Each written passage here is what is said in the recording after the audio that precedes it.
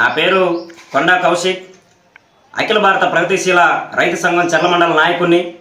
రైతులు ఆరుగాలం కష్టం చేసి ఒడ్డు కారం ముద్దలు మింగి ఈరోజు ఆ రైతు పండించేటటువంటి పంటకి అప్పులు సప్పులు తెచ్చి వడ్డీలకు సడ్డీలకు డబ్బులు తెచ్చి పంట మీద ఆ లక్షల రూపాయలు మొత్తం దారబోస్తున్నటువంటి పరిస్థితి ఉంటుంది.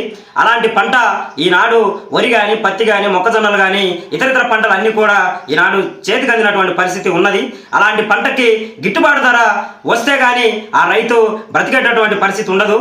కానీ ఇలాంటి సమయాలలో మధ్య దళారులు ఎవరైతే ఉన్నారో ఆ దళారులు ఆ రైతుల దగ్గరికి వెళ్ళి ఆ పంటను మొత్తాన్ని కూడా వాళ్ళకి రావాల్సిన లాభాన్ని రానియకుండా వీళ్ళు ఆ పంటను మొత్తం మన కాయ మచ్చుందనో లేకపోతే వరి తడిసిందనో ఇలా ఇతర సమస్యల మీద వాళ్ళకి గిట్టుబాటు ధర రాకుండా చేస్తున్నటువంటి దుర్మార్గమైనటువంటి పరిస్థితి ఉన్నది. కాబట్టి ఈ ప్రభుత్వానికి మా అఖిల భారత ప్రగతిశీల రైతు సంఘంగా మేము ఒకటే సూచన చేస్తా ఉన్నాం.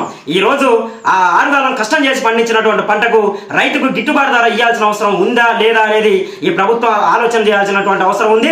కాబట్టి మేము సూటిగా చెప్పేది ఒకటే, ప్రభుత్వం ఏదైతే రైతులలో మేము ఖచ్చితంగా కాపాడుతామని చెప్తున్నటువంటి ఈ ప్రభుత్వానికి మేము చెప్తా ఉన్నాం, రైతులకి గిట్టుబాటు ధర, రైతు పండించినటువంటి పంటకి గిట్టుబాటు ధర ఇస్తేనే ఆ రైతులు మనం కాపాడుకున్నాం అవుతామని కూడా ఈ సందర్భంగా నేను చెప్తా ఉన్నా. ఏదైతే మన ఆకు మచ్చను, కాయ మచ్చను, లేకపోతే అకాల వర్షాలకు తడిచినటువంటి పంటను ఇలాంటి పేర్ల మీద రైతుకు గిట్టుబాటు ధర రాకుండా చేయడం అనేది దుర్మార్గం.